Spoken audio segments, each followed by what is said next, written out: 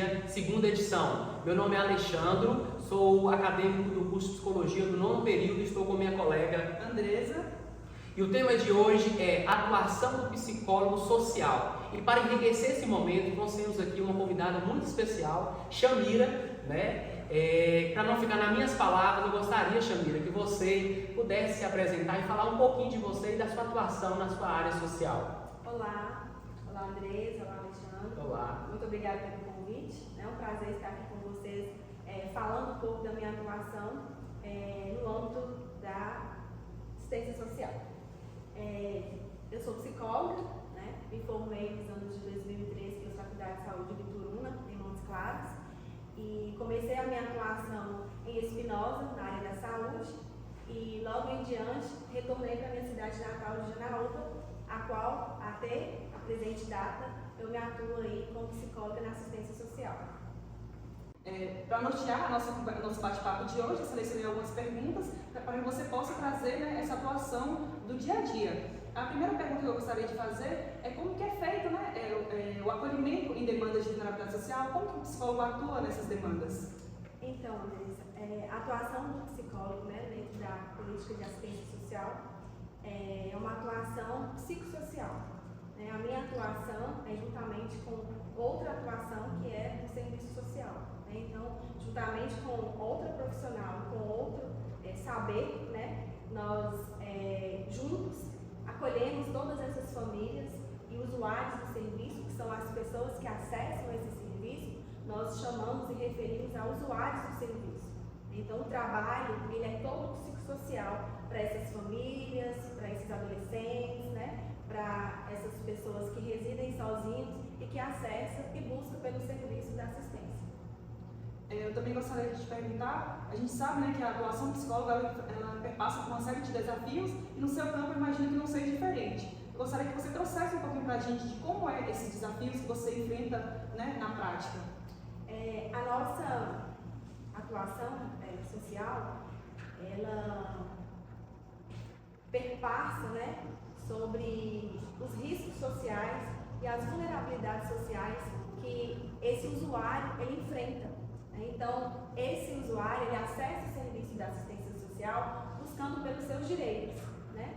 Então, o nosso serviço da assistência, ela vem ofertar e conceder, né, direitos de forma que o assistente social, junto com o psicólogo, ele visa garantir, né, o direito de forma proativa e preventiva desses usuários que buscam pelo serviço. Os desafios são muitos, né? Então, eu posso citar alguns, como, por exemplo, o que a gente enfrenta muito é a rotatividade dos profissionais, né? As altas demandas também no serviço e também a falta de recursos, né? Nós sabemos que o serviço público, nós enfrentamos muito essa questão da falta de recursos. Então, muitas vezes, os usuários acessam o nosso serviço e nem sempre nós temos algum benefício, né, que é de direito para ofertar naquele momento que aquela família, aquele usuário, ele enfrenta no momento. Eu gostaria de te perguntar também, Shamira, quais serviços que compõem, né? A gente fala a atuação do psicólogo social, mas quais serviços compõem essa atuação? Quais campos que o psicólogo pode estar inserido? Então, como eu sou psicóloga de referência, né, hoje da assistência social no CRAS, aqui do nosso município, atualmente eu estou na função de coordenadora do serviço de convivência e fortalecimento de vínculos de crianças e adolescentes e idosos. Então, hoje aqui no nosso município, nós temos 12 turmas do serviço de convivência e fortalecimento de crianças e adolescentes, contando também, né, com os CRAS, da parte urbana, da zona urbana e da zona rural. E temos também os grupos de idosos, que acontecem uma vez por mês em todos os CRAS aqui do município. A gente tem uma quantidade bem significativa, onde alguns campos aí nós recebemos na faixa de 40 a 30 idosos por grupos. Então, hoje eu estou, né, na frente desse serviço como técnica de referência na coordenação, porque nós temos todos os orientadores sociais, que são as pessoas que ficam responsáveis por trabalhar todas as temáticas dentro do nosso planejamento anual, tanto com os idosos quanto as crianças e adolescentes, né, que são crianças e adolescentes em vulnerabilidade social, em risco social, né, como também os idosos. E aí a gente trabalha toda a temática, né, trazendo aí vários temas, várias parcerias, inclusive com a Facitec, né, que todo ano desenvolve um trabalho muito bacana com essas crianças e adolescentes, a odontologia, o curso da psicologia também com os PEDEX, né, que é muito importante e significativo para a gente. Então, eu trabalho no acompanhamento desses orientadores sociais, planejando com eles, né, como trabalhar, como abordar essa temática, como acompanhar a família dessas crianças, desses adolescentes e desses idosos que chegam, que acessam o nosso serviço, que são usuários que são acompanhados aí pelo nosso serviço. Então, Chamira, isso que a gente está fazendo, juntamente, como você mesmo disse, com parceria com a Facitec, nossa turma, né, lançou esse podcast, Café com Psicologia, justamente para a gente poder abranger mais, porque são públicos que ainda não conhecem esses serviços, né?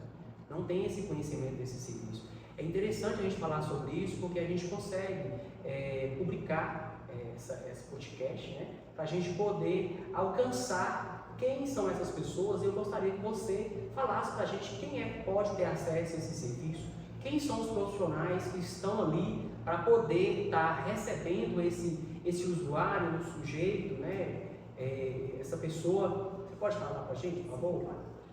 Então, Alexandre, o nosso serviço, né, da assistência social, ele é composto por vários equipamentos, né? A gente tem o CRAS, o CREAS, o Conselho Tutelar, a residência inclusiva, as casas de acolhimento, né, que são serviços que fazem parte da política de assistência social. E, infelizmente, ainda poucas pessoas conhecem o que é o serviço que é ofertado no CRAS, né? Que atualmente eu estou... muitas pessoas, quando a gente fala sobre o CRAS, eles primeiramente vem à mente a questão do programa de transferência de renda, que é o Bolsa Família, né? Todos nós já ouvimos falar sobre o Bolsa Família.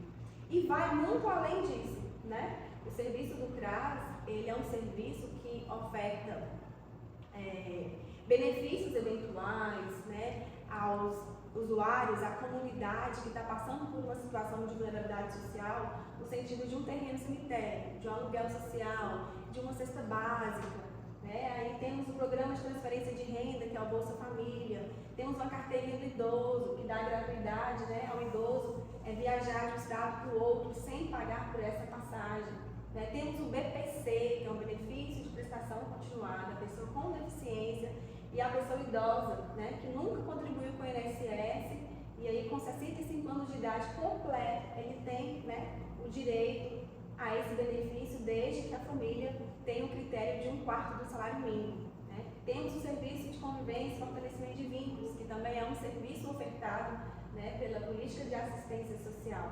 Então temos o grupo de idosos, né, onde nós temos um grupo em cada bairro aí da nossa cidade, para acolhermos, né, esses idosos que encontram vulnerabilidade, que encontram depressão, né, que encontram-se em conflito familiar. Então nós trazemos todos esses idosos, né, fazemos uma programação anualmente com eles, o Forró dos Idosos, São João dos Idosos, né, o Dia Internacional do Idoso. Nós temos toda uma programação durante todo o nosso ano, onde a gente reúne todos os grupos de idosos para essa socialização.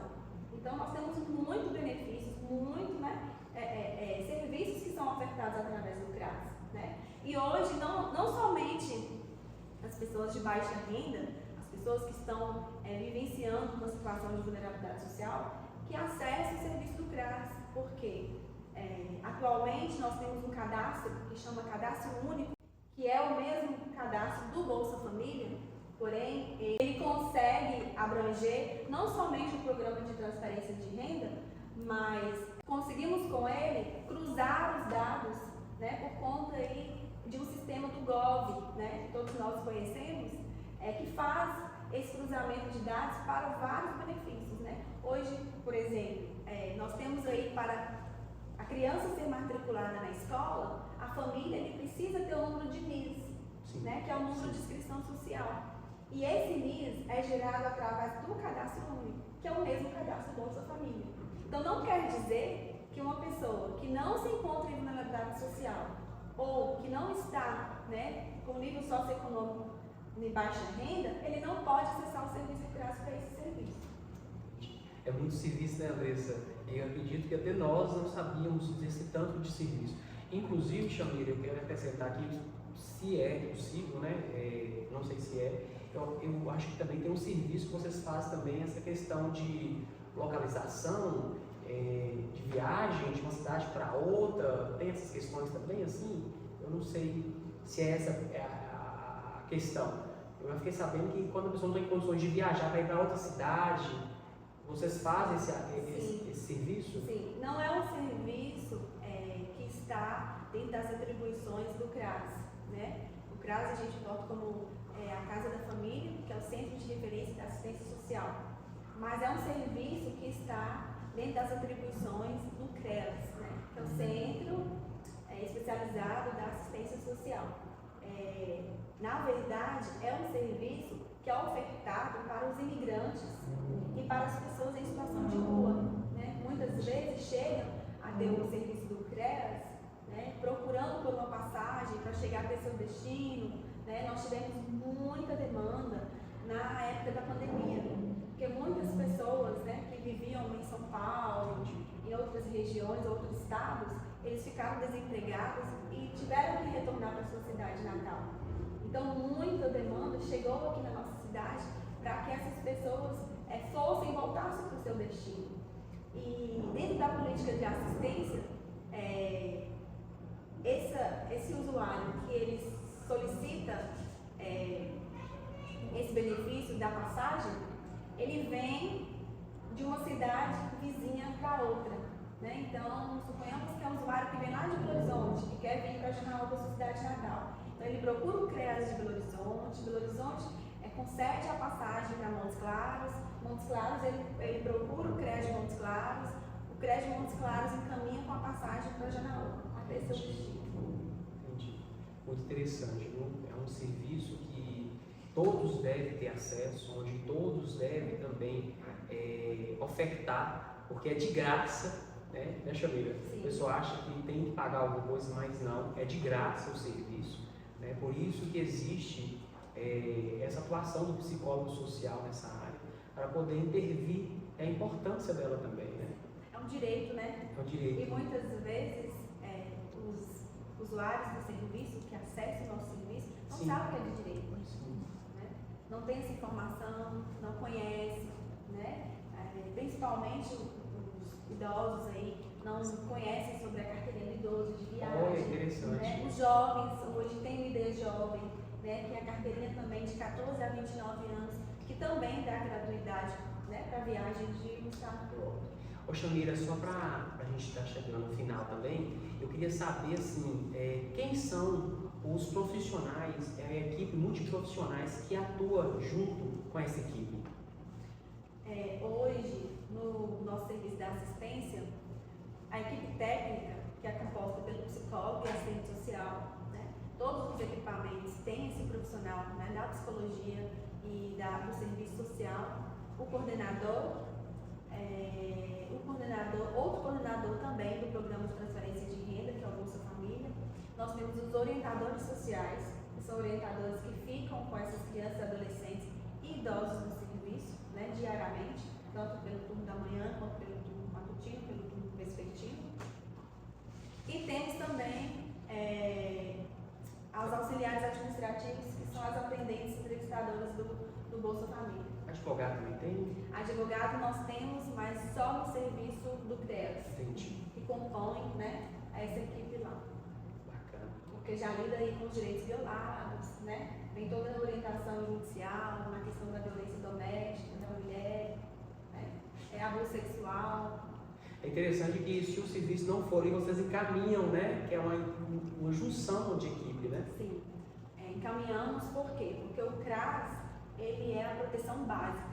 Né? Então, esse usuário, ele chega até o nosso serviço quando ele está vivenciando um risco social ou uma vulnerabilidade social. Quando ele está em risco social ou com vulnerabilidade social. Mas quando aquele usuário, ele acessa o serviço do CRAS fazer a visita domiciliar e começa o acompanhamento dessa família, e a equipe avalia, né, e averigua que a equipe realiza a visita domiciliar para esse acompanhamento familiar e encontra com essa família, com esse usuário, com os direitos violados, aí nós já encaminhamos para o serviço do CREAS, que é a proteção especial. Então, quando esse usuário ele está sendo acompanhado pela equipe do CRAS, o serviço do CRAS, ele ainda está na proteção básica, ele ainda não teve os seus direitos violados. Então, qualquer situação, né, que enquadra como a violação de direitos, que é o abuso sexual, que é a violência doméstica, psicológica, física, o deficiente ou o idoso, né, que também tem esses direitos violados, a gente encaminha o CREAS para esse acompanhamento junto com o psicólogo, o assistente social e o advogado. Então, Chamira, para a gente poder finalizar, né, eu vou fazer a última pergunta, né, para você poder também fazer suas considerações finais para as pessoas que estão nos ouvindo, para os acadêmicos do curso de psicologia que estão atuando, para o público, né, Andressa, para ela poder deixar suas considerações. O que você pode deixar para a gente? Como consideração final, Alexandre e Andressa, como eu coloquei no início, né, há quase 12 anos aí na atuação da assistência social, acredito que vocês tiveram a oportunidade, né, de estar em um dos nossos serviços do município. Como eu disse anteriormente, o serviço da assistência social é um serviço muito vasto, né? Não se resume só ao serviço do CRAS, não se resume só no serviço de convivência e fortalecimento de vínculos, mas como o serviço do CREAS, como o serviço das casas de acolhimento, do Conselho Tutelar, né, do ABB Comunidade também, que faz parte da nossa Secretaria hoje de Políticas Públicas, o Projeto do Mal também, que nós temos uma parceria muito bacana. E desde quando eu iniciei a minha atuação aqui no nosso município, eu tive a oportunidade de conhecer, até de trabalhar, né, não só no CRAS, mas no CREAS também. E eu percebo que a cada dia esse campo ele tem se expandido mais, né? Então, com isso, nós estamos aí tendo mais oportunidades para a atuação desse profissional psicólogo, né? No sentido de acolher esses usuários que acessam o nosso serviço, né? De fazer uma escuta especializada, de encaminhar, né? De ofertar os nossos serviços, que é de direito, né? De todos, e muitos ainda não sabem, né? Qual a importância e o que esse serviço pode ofertar e pode trazer, né, em benefício a eles mesmos, né? Então, eu acredito que muitos acadêmicos da Facitec, né, que foram meus alunos, inclusive, né, já está atuando aqui no nosso serviço do município, né? Isso é uma oportunidade muito bacana e eu acredito que, como eu coloquei, o serviço da assistência é um campo muito vasto, né? E não damos conta do serviço, porque a demanda é muito alta, né? Inclusive nós temos aí quase chegando a uma capacidade de território para um terceiro CRAS, né? Então hoje nós temos um quarto CRAS, perdão, nós temos 3 CRAS hoje, que é o CRAS Sul, o CRAS Norte, o CRAS da Vila, dividido por territórios, né, do nosso município, e de acordo com todos esses usuários que são chegados ao nosso serviço, nós precisamos referenciar como se fosse um prontuário, né, na atenção primária de saúde. Cada paciente que chega, né, ele precisa ter o prontuário. No serviço da assistência social, a gente tem um referenciamento que a gente referencia todos esses usuários que passam pelo nosso serviço. Então, nós estamos aí quase atingindo o número de habitantes para um quarto CRAS. E eu acredito que será um CRAS mais central, né, na região mais central do nosso município. Então, terão novas oportunidades para esses profissionais, né, que estarão chegando. E levando em consideração também, né, o nosso serviço da política de assistência, é muito importante também reconhecer que o trabalho trabalho e a atuação do psicólogo, ele não se dá só dentro do âmbito social. Nós temos aí toda uma rede no nosso município, a qual nós encaminhamos esses usuários, né, para o CREAS, às vezes para o Conselho Tutelar, mas nós trabalhamos sempre em rede também, né, com o município, com os outros serviços do município, né, com a Secretaria de Educação, né, de Esporte e Cultura, agronegócios. Então, diante da situação desse usuário específico que nós atendemos, muitas vezes nós temos que fazer, né, esse trabalho em rede, encaminhar, né, fazer discussões de caso, né, então assim, não fica restrito somente o âmbito social, mas a gente busca pelas outras secretarias para que nós possamos alcançar o objetivo, né, desse usuário que acessa o nosso serviço em busca do que é direito dele. Entendi.